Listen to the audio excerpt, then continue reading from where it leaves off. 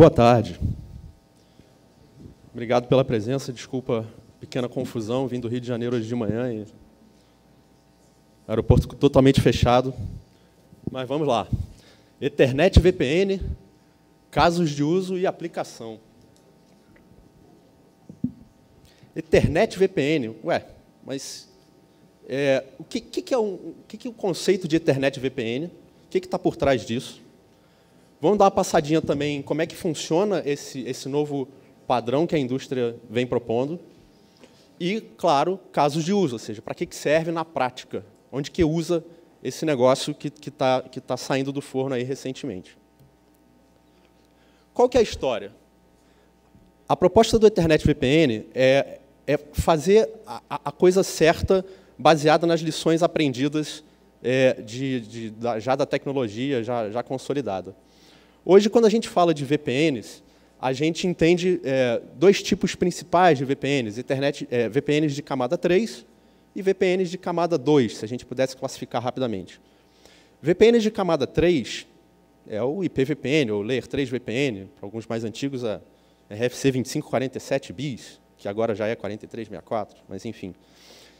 É uma forma muito rápida de você prover serviços de camada 3, já bastante consolidada, interoperabilidade já também bastante consolidada entre os fabricantes, mas ela é uma IPVPN, ela é uma VPN de camada 3 exclusiva para tráfego IP.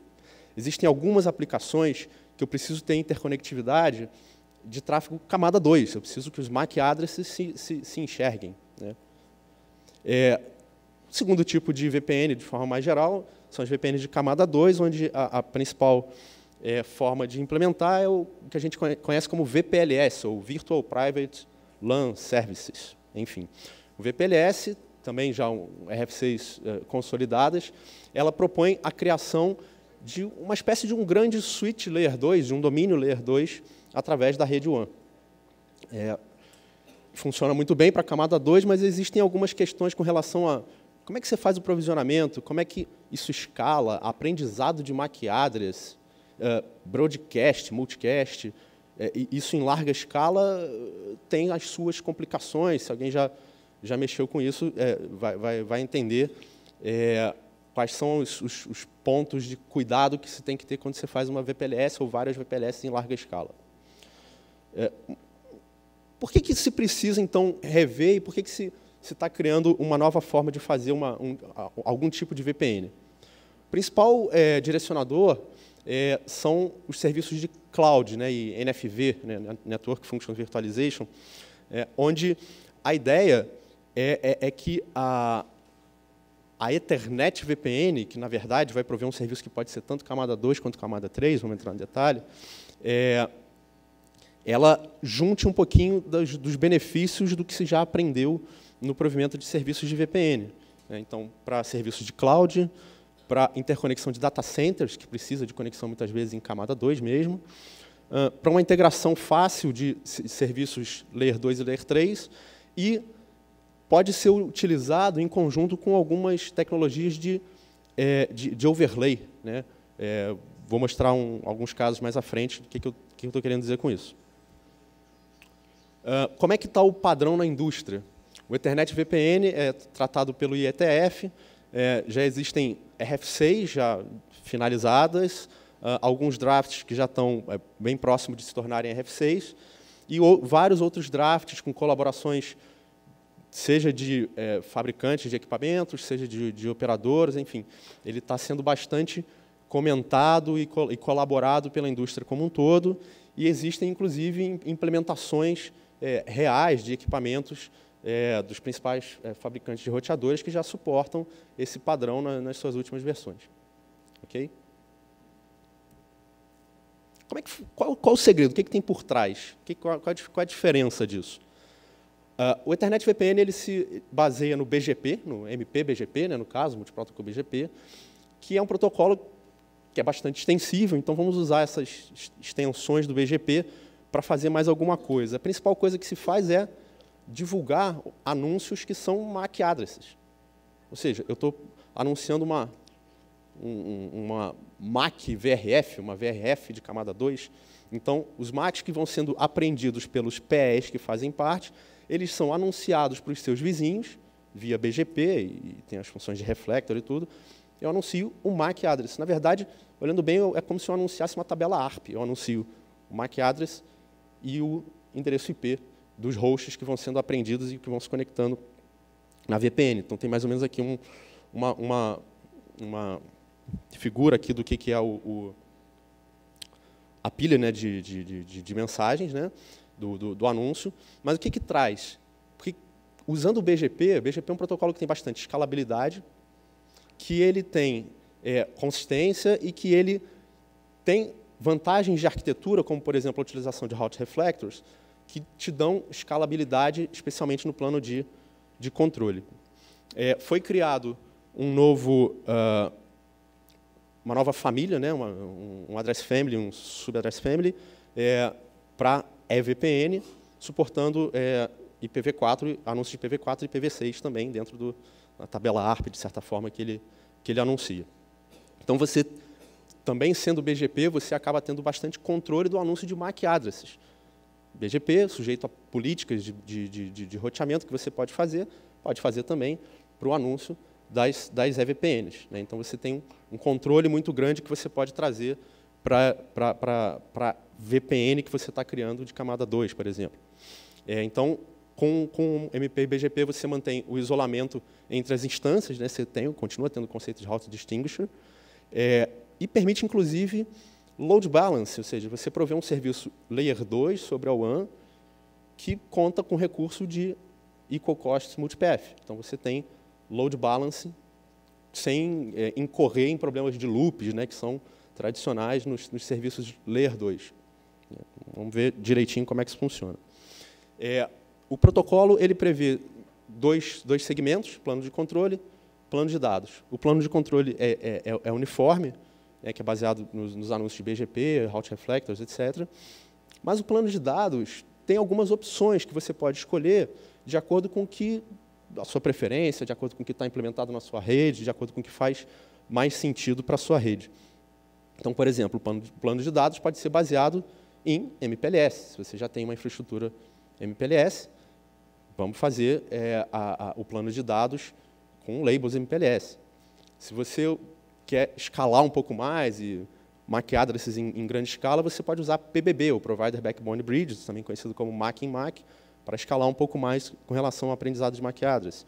Você pode utilizar também qualquer outra tecnologia de overlay, de network overlay, cada vez mais utilizado também em conceitos de data centers e virtualização de rede.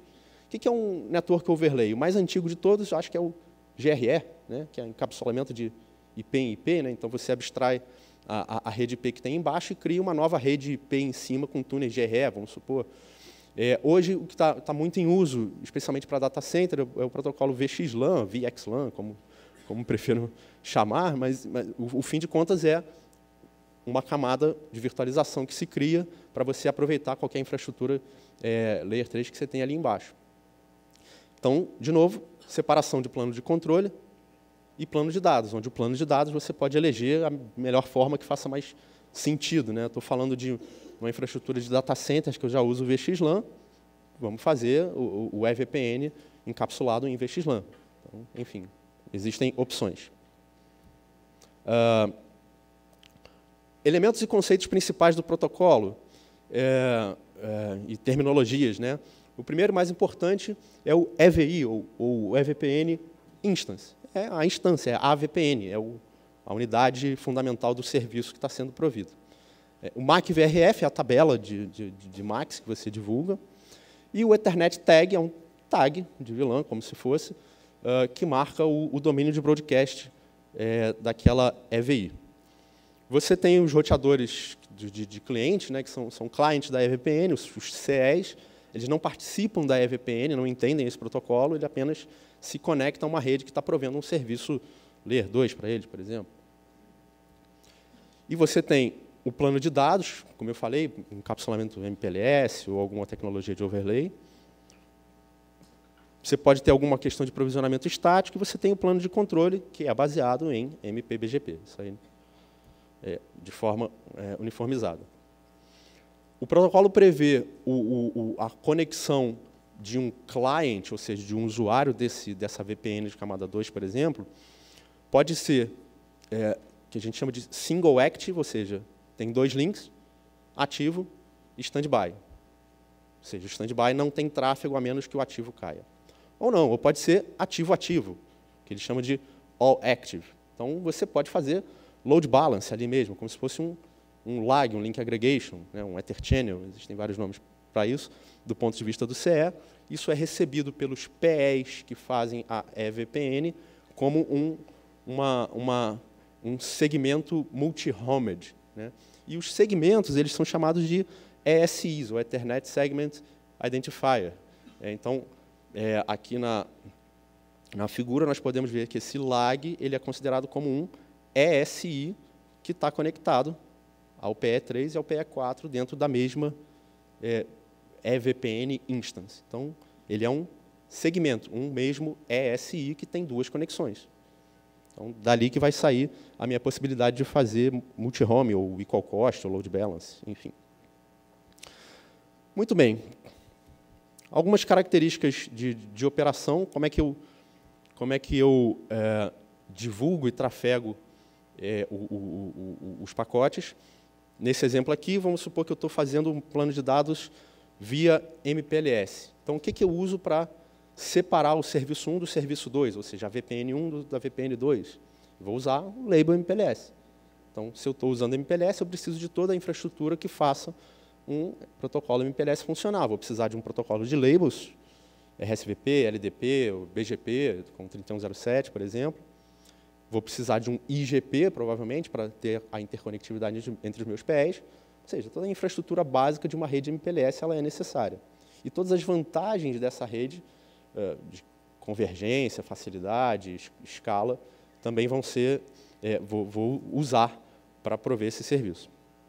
Ou não vou usar MPLS, não, vou usar alguma tecnologia de overlay, existe um outro draft específico para isso, que entra aí a figura do Ethernet Tag, não tem um label MPLS, né? Então como é que eu separo? Eu vou separar baseado no Ethernet Tag. Então basta que eu tenha uma rede IP com conectividade, um IGP, por exemplo, já seria suficiente para eu ter conectividade entre os meus PEs e criar esses meus túneis com VXLAN, GRE, enfim.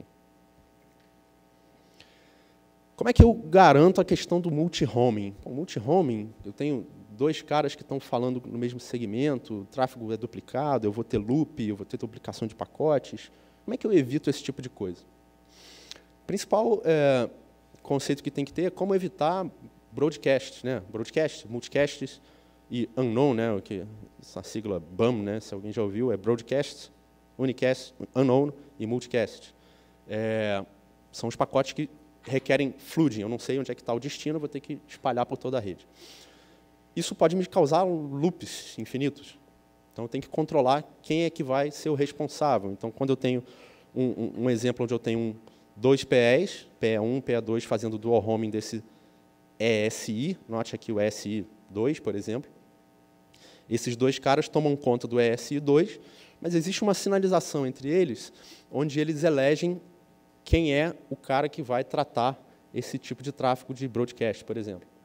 Então, existe um flag que chama o DF, que é o Designated Forwarding. Então, esses caras se conversaram, elegeram, o PE2 vai ser o Designated Forwarder para esse ESI2. Então, só ele vai ser responsável por mandar broadcast para aquele segmento. Então, se o PE3, por acaso, mandar broadcast para cá e para cá, o PE1 vai cortar aquele broadcast, porque o PE2 vai passar adiante. Então, essa eleição ajuda na prevenção de loops.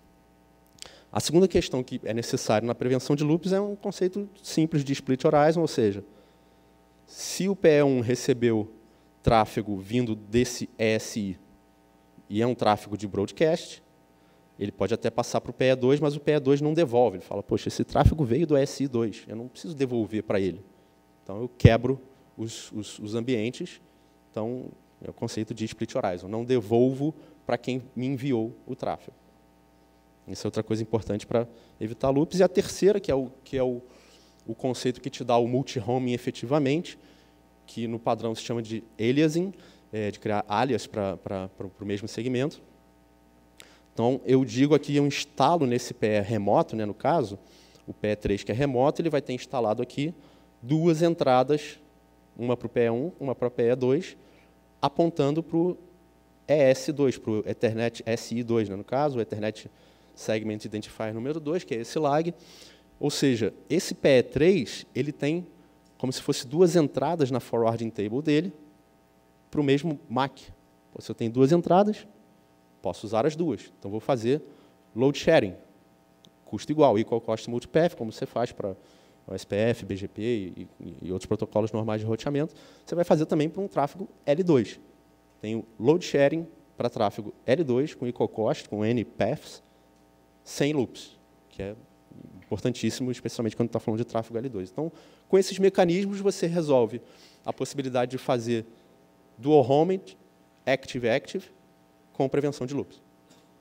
Para um serviço L2, isso é uma dificuldade. Se eu quero fazer, não quero active-active, eu quero ativo standby. Isso é possível fazer hoje numa VPLS normal, né? Mas existem algumas questões de, por exemplo, esse circuito aqui ele era o ativo e, de repente, ele caiu. Numa VPLS normal, o PE1 ele tem que mandar para o resto da rede, para os vizinhos dele, na mesma VPLS, uma mensagem que é um MAC flush, ou seja, me esquece. Basicamente é isso. Me esquece e passa a usar o outro PE, porque o meu acesso aqui caiu. Ele tem que mandar isso para cada instância de serviço que tem ali nele, né? Então, são vários MAC flushes, e esses MAC flushes causam um esquecimento também da tabela de MACs aprendida por esse PE. Então, ele tem que fazer um MAC flush de todas as VPLS que estavam ali e reaprender os MAC addresses. Então, um novo learning, então, que gera flooding, etc. E tal. Então, o tempo de convergência se torna muito alto. Isso na VPLS tradicional. Na EVPN, isso também é resolvido, porque eu tenho já duas rotas, né, instaladas, dois destinos instalados, ainda que eu saiba que são ativos standby. Então, toda essa movimentação do PE ativo para o standby, ela é muito mais rápida, ela independe da quantidade de serviços ou de MAC addresses que vocês tenha ali na rede, o tempo de convergência ele é uniforme e mais previsível, né? E você não precisa de flooding para reaprender os MAC addresses o tempo todo. Outro conceito que é suportado pela tecnologia é a questão de mobilidade versus duplicação. O que é isso? Um MAC address ele pode se mover na rede, né? Tem algumas situações onde você pode estar atachado num determinado nó e se mover para outro. O conceito de Wi-Fi, gateways, etc., e outras questões. Existe uma forma de você configurar onde você detecta isso como uma simples mobilidade. Aquele MAC estava nesse lado e, por alguma razão de topologia da rede, ele se moveu para esse lado. Isso não é uma duplicação. O cara realmente andou e se moveu para o outro lado. Só que, como é que você detecta que isso é uma duplicação ou é um movimento? Tem uma configuração para isso, tem timers que são previstos no padrão, onde você pode dizer, não, esse cara se moveu 500 vezes daqui para cá, pô, não é possível. Esse cara tem um MAC address duplicado, alguém está tentando fazer alguma coisa errada na rede. Então, é uma duplicação de MAC address, corta o ofensor, porque ele está tentando invadir ou fazer alguma outra coisa. E existe o conceito de proteção, que significa que você pode definir um MAC específico, e se esse MAC, vamos supor, de um servidor mais importante ou de um roteador mais importante, se ele se moveu, já esquece, esse cara não tem que se mover. Então, se aquele MAC apareceu em outro lugar, é duplicação, alguém está tentando fazer um spoofing, algum tipo de ataque. Então, corta porque é coisa errada. Isso, então, são mecanismos também de mobilidade versus duplicação versus proteção que são previstos no padrão EVPN. A outra coisa interessante eu falei que é um serviço basicamente de L2, mas você pode conectar informações de L3 também, é isso mesmo. Então, existe a previsão de você conectar instâncias L3 dentro do serviço L2. Né? Na literatura, às vezes, se eu escuto o conceito de Integrated Routing Bridging, né? Isso é um conceito mais antigo, de você ter uma porta L3 vinculada a um serviço L2, a uma VLAN, etc. Mais ou menos isso que se pode fazer aqui também, né? Os PEs eles podem ter uma interface roteada, ou duas interfaces roteadas, para interconectar duas VPNs, duas eVPNs, né? Duas VPNs de camada 2. E existem dois modelos definidos em drafts, um inicial que ele chama de assimétrico, onde, imagina que eu tenho que conectar a EVI1, a VPN1, na EVI2, certo? O modelo assimétrico prevê que a EVI1 e a EVI2 têm que estar presentes em todos os PEs que tenham necessidade, né? Então, elas vão estar presentes no PE1 e no PE2. E se eu tenho que mandar um tráfego da EVI1 para a EVI2, o roteamento é na origem. Eu não dependo do outro cara. O primeiro cara que recebe tráfego, ele roteia e resolve ali. Mas isso significa que essa VPN ela tem que estar distribuída em todos os roteadores. Eu tenho aprendizado, tenho ARP, tenho MacLearning a mais em todos os PEs que possuem todas essas VPNs que precisam se falar. Então, tem alguns prós e contras na história. O modelo mais recente, é um modelo simétrico, que ele chama, né? Ele se parece mais com uma rede L3 segmentada, um pouquinho mais tradicional e mais simplificada. Ou seja, se eu tenho a necessidade de conectar a EVI1 e a EVI2, e o meu usuário da EVI1 está aqui e o da EVI2 está ali, é como se eu tivesse uma rede roteada, embutida dentro dessa eVPN, né? Eu tenho o meu roteadorzinho dentro da VPN aqui, a minha instância de VRF, roteio para cá, e a interconexão entre esses roteadores virtuais é um túnel previsto dentro do protocolo eVPN, como se eu tivesse dois roteadores com uma interface unnumbered entre eles, que abstrai toda a tua infraestrutura ali. Então, se você quer prover um serviço que acopla camada 2 e camada 3 ao mesmo tempo, é uma modalidade muito simples e transparente de você ter essa conectividade com um reduzido aprendizado de MACs e de IPs ao longo dos PEs. Muito bem. Para onde é que a gente pode aplicar esse conceito de eVPN? O conceito de eVPN ele nasceu, na verdade, no data center, né, para interconexão de data centers. Depois ele acabou se expandindo para alguns outros casos de uso. Imagine, então, que você tem um determinado data center, um fabric de data center, que usa, por exemplo, o VXLAN, como eu falei, que é um principal protocolo usado nos data centers, de rede de overlay. A eVPN ela vai te dar a possibilidade de interconectar vários data centers através de uma rede WAN, acoplando no próprio plano de controle do VXLAN, e te dando uma conectividade L2, que os servidores e as máquinas virtuais no data center, muitas vezes, elas requerem conectividade L2, elas requerem estar conectadas na mesma subrede IP, até para instanciação de serviços, para algumas questões de dinamismo de serviços, isso é um requerimento das máquinas virtuais. Como é que eu faço isso em larga escala, um processo de interconexão de data centers? A eVPN veio para fazer isso. Então, eu vou interconectar num plano de controle escalável, que é o MPBGP, onde eu vou usar o MPBGP para divulgar os meus MAC addresses, mas eu vou manter o mesmo plano de dados que eu já tenho no data center, por exemplo, que é o VXLAN, e só vou ter túneis a mais que cruzam essa rede WAN que vem a prover o serviço de interconexão entre os data centers. Uma outra aplicação para policy-based routing, ou seja, roteamento baseado em algum critério, alguma condição de origem, né?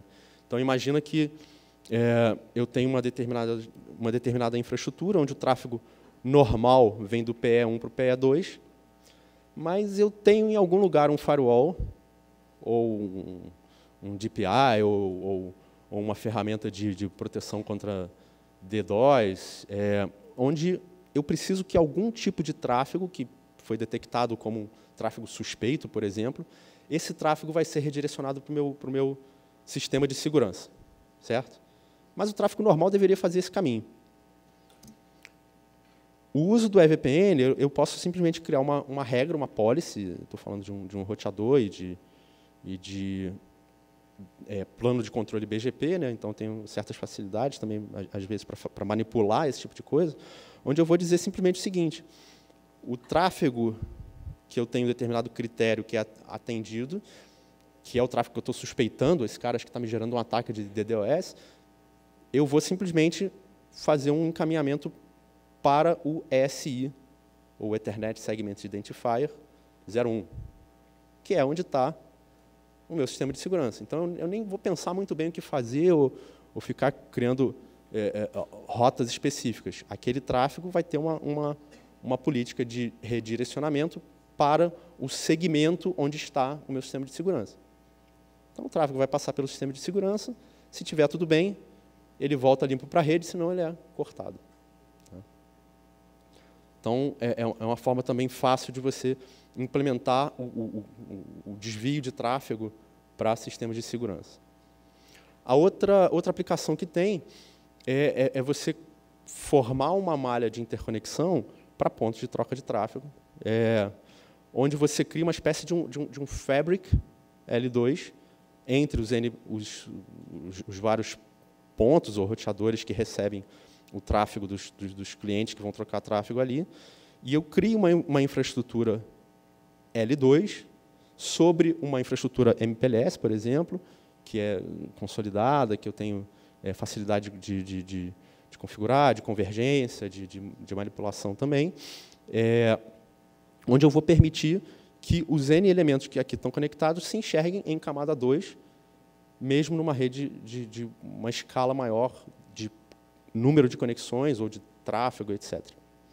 Então, eu crio uma espécie de um fabric camada 2 para conexão dos roteadores dos peering routers.